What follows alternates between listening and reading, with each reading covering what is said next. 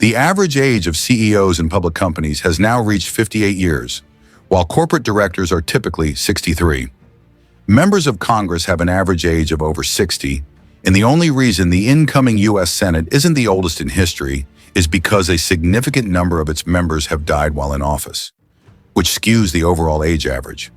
If Donald Trump were to serve out his full term, he would become the oldest president in U.S. history, taking the title from Joe Biden, the current record holder. And this phenomenon is not just limited to the United States. The leaders of the two most populous countries in the world, India and China, are also in their 70s, with India's Prime Minister Narendra Modi being 74 and China's President Xi Jinping at 71. This global trend suggests that the average person today is living under the rule of someone roughly 40 years older than them. But how did this happen? How did older generations end up in charge of the world? This dynamic, where one generation focuses on securing its own economic interests while often sidelining those of younger generations, was first popularized by British politician and demographer David Willetts in his book The Pinch: How Baby Boomers Took Their Children's Future. Willetts, a baby boomer himself, delves into how this generation's collective wealth has shaped the policies that have benefited them throughout their lives. However, the baby boom and its resulting political influence were just one part of the story. Global population trends, including the boom and bust cycles caused by factors like war, famine, and plagues, have always shaped generational dynamics. But never before has so much power been concentrated in the hands of the elderly. In fact, throughout most of history, being part of a large generational cohort was a disadvantage, as more people meant greater competition for resources and jobs. So there must be something else at play here. The baby boom generation was the largest cohort of its time, but the period in which they grew up after World War II was also marked by extraordinary economic conditions. This post-war era witnessed massive industrialization, technological advances, and widespread economic growth. The automation of domestic chores, the rise of global trade, and the advent of modern finance all led to an explosion in productivity, particularly in the U.S., which experienced an unprecedented surge in wealth creation. With American productivity soaring, the baby boomers were in the right place at the right time to capitalize on these changes, building wealth as they grew older. This wealth, accumulated in part by favorable policies tailored to their needs, has only increased their influence over the decades. As the baby boomers aged, their accumulated wealth further amplified their political and economic power.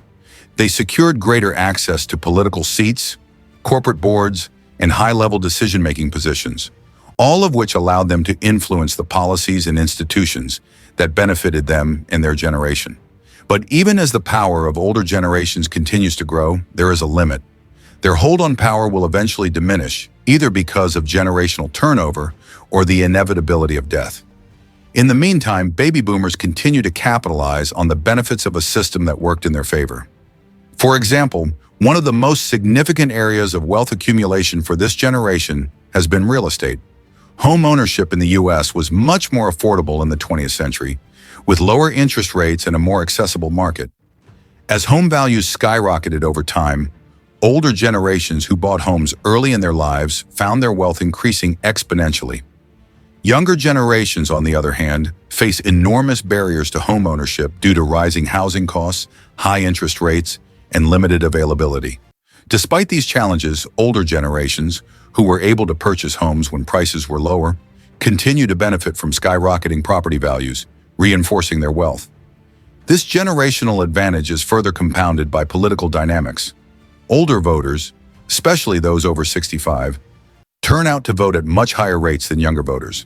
In fact, according to reports from the National Civic League, individuals aged 65 and older are 7 times more likely to vote in local elections than those between the ages of 18 and 34. This means that policies made at the local level often reflect the interests of older generations, even though younger people may have a larger stake in the outcomes. In the political sphere, this trend also plays out at the city council level, where older generations tend to dominate. City councils often serve as stepping stones for political careers, and older individuals who have built wealth are more likely to run for and win these positions. Additionally, many older individuals in local government are more focused on policies that protect their own interests, like maintaining property values and preserving their homes, which often favors older voters. As a result, policies that could help younger generations, such as affordable housing or worker protections, are often sidelined. While the baby boomers generation was in the right place at the right time to take advantage of these changes, not all countries have experienced the same level of economic prosperity. For example, China's baby boomers lived through much harsher conditions, and while they now hold political power, their economic opportunities were more limited. However, even in these countries, elderly leaders hold significant influence, and their power is tied to the lasting effects of generational inequality.